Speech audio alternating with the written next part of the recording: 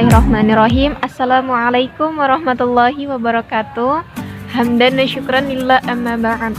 Syukur alhamdulillah kita panjatkan kepada Ilahi Rabbi yang telah memberikan kita kesempatan untuk melaksanakan edukasi kesehatan yang berbasis penyuluhan dengan tema pentingnya parenting bagi calon ibu untuk mengurangi resiko stunting guna membentuk generasi peradaban yang berkualitas. Berbicara tentang parenting, tentunya ini adalah dua hal yang sangat penting untuk dibahas. Lantas kemudian, ternyata masih banyak orang yang menganggap bahwa kedua hal tersebut tidak penting untuk diketahui. Lantas muncul pertanyaan, saya kan masih SMA, saya kan masih kuliah, apakah untuk mempelajari parenting itu tidak terlalu cepat? Saya belum punya anak, karena saya belum menikah. Jawabannya adalah tidak, teman-teman sekalian, karena ada sebuah kisah yang cukup memberikan kita gambaran bahwasanya parenting itu sangatlah penting.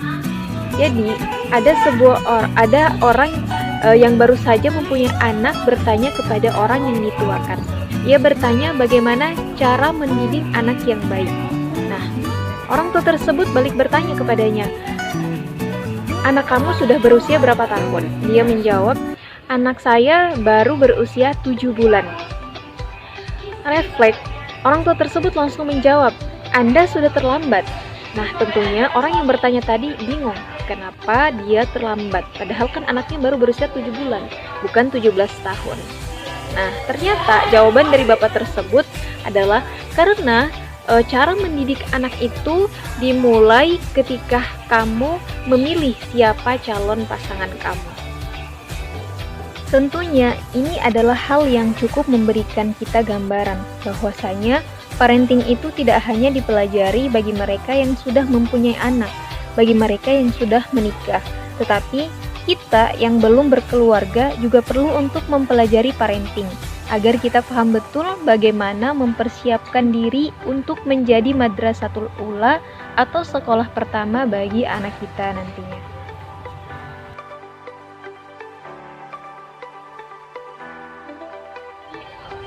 Selanjutnya berbicara tentang stunting, tentunya itu semua yang akan kita bahas melalui edukasi kesehatan yang berbasis penyuluhan.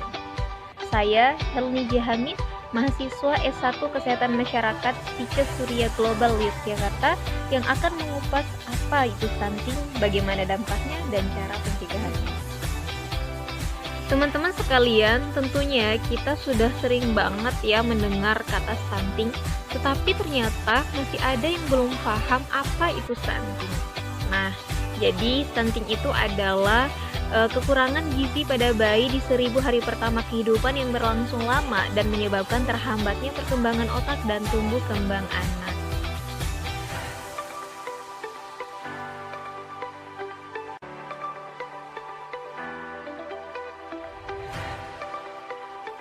Kemudian, apakah itu yang dimaksud dengan 1000 hari pertama kehidupan?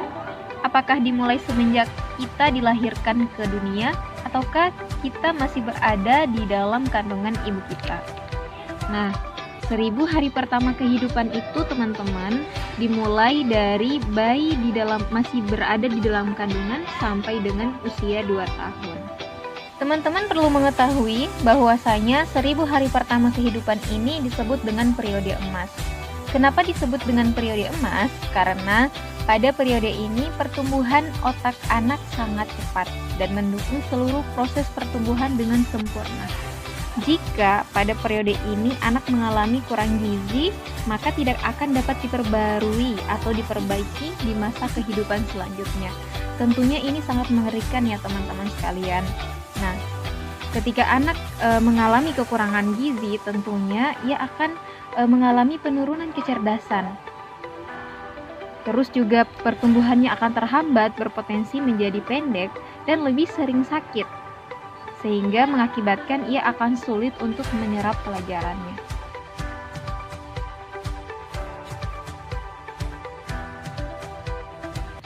Tentunya ini sangat berbahaya teman-teman, dan pastinya kita perlu adanya analisis sehingga mengetahui potensi dampak daripada stunting ini. Nah, di sini ada sebuah data yang menunjukkan Indonesia tidak sedang baik-baik saja. Dari referensi Jurnal Gizi Gorontalo atau Gorontalo Journal of Nutrition tentang determinan status gizi balita di Puskesmas Boilan, Kabupaten Buol, menjelaskan permasalahan status gizi di Sulawesi Tengah yang cukup signifikan. Melalui hasil riset kesehatan dasar atau Riskesdes tahun 2018, pada anak balita mengalami gizi buruk dengan prevalensi yang tinggi sebesar 29,5%. Tentunya ini angka yang cukup tinggi ya teman-teman sekalian. Nah, begitu pula pada dari data Dinas Kesehatan atau Dinkes Kabupaten Buol, Sulawesi Tengah 2019.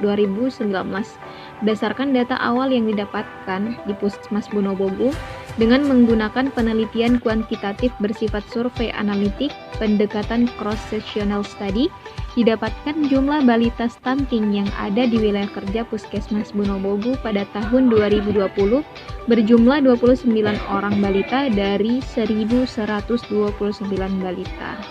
Nah, tentunya hal ini terjadi ada faktor yang mempengaruhinya. Dari referensi Jurnal Indonesia, faktor yang pertama yang mempengaruhi status gizi pada balita adalah pengetahuan ibu terhadap pola asuh atau parenting. Nah, mengapa hal ini merupakan faktor utama, teman-teman? Sebab bagi ibu yang secara mentalnya belum siap untuk punya anak, ia akan merasa bahwa mengasuh anak itu adalah sebuah beban. Mengapa, teman-teman?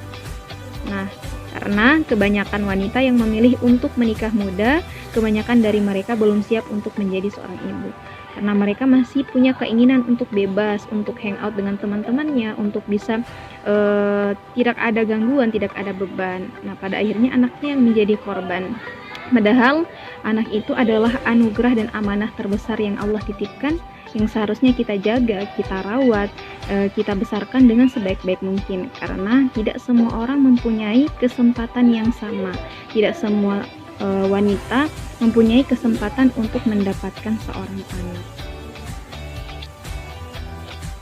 Faktor yang kedua yang mempengaruhi status gizi seorang anak adalah pemberian ASI eksklusif. Kenapa ini bisa menjadi pengaruh, teman-teman? Karena pada saat sekarang ternyata masih banyak para ibu-ibu, ya para orang tua yang mempunyai mindset bahwasanya susu formula itu lebih sehat daripada ASI eksklusif. Padahal kan sebaliknya. Nah, apalagi ketika bayi berusia 0 sampai dengan 6 bulan, tentunya akan lebih baik ketika ia mendapatkan asupan ASI eksklusif. Nah, baru bisa ketika ia beranjak atau berusia 6 bulan ke atas baru bisa mendapatkan atau baru bisa diberikan makanan pendamping ASI atau yang kita kenal dengan empasi. Nah, dan yang ketiga adalah sosial ekonomi. Sebenarnya ini lebih kepada pendapatan seorang ayah. Jadi sepintar apapun kita menerapkan pola asuh yang baik, sepaham apapun kita tentang parenting, ketika tidak didukung dengan pemenuhan pendapatan yang cukup, tentunya ini akan lebih sulit untuk diterapkan. Dan yang terakhir adalah pola pemberian makan. Nah, ketika seorang ibu telah paham, ketika seorang ibu sudah mengetahui pola asuh yang baik, tentunya ia akan tahu kapan ia memberikan ASI eksklusif, kapan dia harus memberikan makanan pendamping ASI atau empasi, kapan dia harus memberikan asupan nutrisi yang memenuhi kebutuhan anaknya seperti makanan-makanan yang mengandung kalsium, zat besi, mineral, dan sebagainya. Nah, tentunya keempat hal ini perlu diperhatikan oleh seorang ibu agar jangan sampai anak kita nantinya mengalami resiko stunting.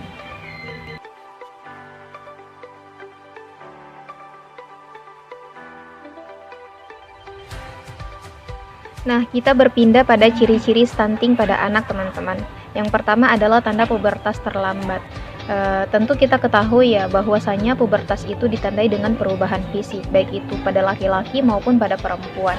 Nah, ketika seorang anak mengalami resiko stunting, ia akan mengalami postur tubuh yang lebih pendek daripada anak seusianya, anak seumurannya. Dan yang kedua adalah performa buruk pada tes perhatian dan memori belajar.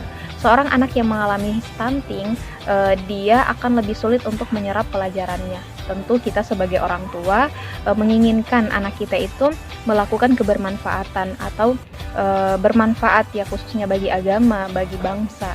Nah, jangan sampai anak kita mengalami stunting. Selanjutnya adalah pertumbuhan gigi terlambat. Tentu ini banyak sekali kita temukan ya teman-teman, termasuk saya pribadi banyak menemukan anak yang sudah berumur, anak yang sudah bisa jalan tetapi ia tidak mempunyai gigi. Nah, mungkin saja ini adalah faktor dari resiko stunting tersebut. Maka dari itu kita rajin-rajin untuk memeriksakan anak kita ke pusat kesehatan. Selanjutnya adalah usia 8 sampai dengan 10 tahun, anak menjadi lebih pendiam, tidak banyak melakukan eye contact. Eye contact ini semacam sosial masyarakat. Nah, jadi seorang anak yang mengalami stunting ini akan lebih sulit untuk berkomunikasi dengan orang-orang yang berada di sekelilingnya, atau kepada teman-teman ia akan lebih sulit untuk bergaul. Ketika dalam dunia pendidikan, ia akan lebih sulit untuk berdiskusi, menerima pelajaran. Pada akhirnya ia termasuk anak yang tergolong tidak aktif. Nah, selanjutnya adalah pertumbuhannya melambat dan wajahnya akan tampak lebih muda dari usianya. Wah, ini tentunya bahaya ya teman-teman. Jangan sampai ya kita padahal sudah berumur tapi dikira bocil. Lah, tentunya ini adalah bencana ya teman-teman sekalian. Jadi jangan sampai kita ataupun keluarga kita mengalami resiko stunting. Tentunya itu akan bersifat fatal. Setelah kita membahas ciri-ciri daripada stunting, tentunya kita berpindah pada dampak stunting. Ini adalah dampak jangka panjang dari stunting teman-teman sekalian. Yang pertama adalah kurangnya tingkat kecerdasan. Tentunya sebelumnya kita sudah membahas bahwasanya seorang anak yang mengalami resiko stunting ini akan mengalami penurunan tingkat kecerdasannya. Nah, dan yang kedua ini adalah rentan terhadap penyakit. Seorang anak yang mengalami resiko stunting itu akan lebih sering sakit, akan lebih sering mengunjungi rumah sakit. Terus waktunya itu akan dihabiskan dengan istirahat. Nah, karena kan seorang yang sakit itu ia tidak mungkin untuk bekerja, tidak mungkin untuk dipaksa belajar, kemudian tidak mungkin untuk dipaksa untuk menghafal. Nah, dari situ mengarah pada poin ketiga, tentunya orang sakit itu akan sulit untuk melakukan hal-hal yang produktivitas. Akhirnya, seorang yang mengalami stunting ini akan menurunkan produktivitasnya. Ketika seorang mengalami penurunan produktivitas, itu akan berpotensi pada penghambatan pertumbuhan ekonomi. Karena kan seseorang yang sering-sering sakit, seseorang yang sering-sering berobat, sering-sering sakit itu akan sulit untuk mendapatkan pekerjaan yang pada akhirnya itu akan mengarah pada penghambatan pertumbuhan ekonomi atau pendapatan. Meskipun memang setiap manusia itu sudah ditentukan takaran rezekinya, tetapi kita sebagai manusia kita perlu adanya ikhtiar untuk mendapatkannya. Nah, selanjutnya kita berpindah pada pembahasan bagaimana caranya tips untuk mencegah stunting. Nah, yang pertama ini adalah memenuhi nutrisi sebelum dan selama kehamilan. Tentunya sebagai seorang wanita, untuk memenuhi nutrisi itu bukan hanya pada saat kehamilan, tetapi pada saat sebelum kehamilan kita perlu untuk memenuhi kebutuhan nutrisi kita. Selanjutnya adalah memberikan ASI eksklusif untuk bayi kurang dari 6 bulan dan dilanjutkan menyusui hingga 2 tahun. Tentunya ketika kita sudah melahirkan seorang anak, tentunya tidak cukup hanya sampai di situ. Kita harus perlu memperhatikan anak kita dengan cara mungkin kita memberikan ASI eksklusif untuk anak kita. Yang ketiga adalah memberikan makanan pendamping ASI dengan tepat waktu, bergizi, padat, aman, dan diberikan secara responsif. Responsif ini adalah lebih mengarah kepada makanan-makanan yang disukai oleh anak-anak kita. Tentunya ketika kita membuat atau mengolah makanan yang disukai oleh anak kita, tentunya kita harus memperhatikan kandungan nutrisi yang terkandung dalam makanan tersebut. Nah, dan yang keempat ini adalah memberikan imunisasi lengkap dan selalu jaga kebersihan lingkungan. Ini tentunya lebih kepada sanitasi lingkungan, teman-teman. Selanjutnya, yang kelima adalah menemukan pola asuh tepat dari ayah, ibu, dan seluruh anggota keluarga. Nah, ketika kita sudah menjadi orang tua, pola asuh itu tidak hanya dibebankan kepada seorang ibu, tetapi kita harus berkomitmen dengan pasangan kita untuk menciptakan keluarga yang sehat bahagia. Tentunya mungkin bisa dimulai dari pendekatan motorik. atau ketika kita adalah seorang muslim, mungkin kita bisa menerapkan pola pendidikan ala Nabi Ibrahim alaihissalam yang terdapat dalam Quran surah As-Saffat ayat 1 sampai dengan 101, yakni menerapkan seni mendidik anak dengan cinta, atau cara mendidik anak ala sahabat Nabi Ali bin Abi Thalib, yakni menerapkan rumus 7x3. Nah, rumus 7x3 ini seperti apa? Yakni seperti yang sudah dijelaskan oleh sahabat Nabi Ali bin Abi Thalib, memperlakukan pada 7 tahun pertama itu memperlakukan anak layaknya sebagai raja, kemudian 7 tahun kedua itu memperlakukan anak sebagai layaknya tawanan, dan 7 tahun ketiga itu memperlakukan anak sebagai layaknya sahabat. Nah, melalui kesempatan hari ini saya mengajak kepada kita sekalian untuk melakukan pencegahan dini terhadap stunting, karena mencegah stunting itu sangatlah penting agar kita mampu menciptakan keluarga yang sehat bahagia, terutama kepada wanita. Wanita itu adalah gerbang peradaban, dari rahimnya lah akan lahir seorang yang berkualitas, atau generasi yang berkualitas, atau malah sebaliknya. Itu kembali lagi kepada pola asuh yang diterapkan. Dan untuk kepada orang tua, seharusnya kita mempunyai mindset yang optimal untuk anak-anak kita. Ketika kita menginginkan seorang anak penghafal Al-Quran, kenapa kita tidak mempersiapkan seorang anak penghafal yang sehat? Kenapa kita tidak mempersiapkan seorang presiden yang sehat? Kenapa kita tidak mempersiapkan seorang pendakwah yang sehat? Nah, mungkin hanya itu yang bisa saya sampaikan. Semoga bermanfaat untuk saya dan untuk kita sekalian, dan semoga kita selalu dimudahkan dalam segala bentuk ikhtiar. Pada akhirnya saya menunggu pertanyaan terbaik dari teman-teman sekalian. Jazakillahu khairan katsiran. Subhanakallahumma wa bihamdika asyhadu an la ilaha illa anta astaghfiruka wa atubu ilaik.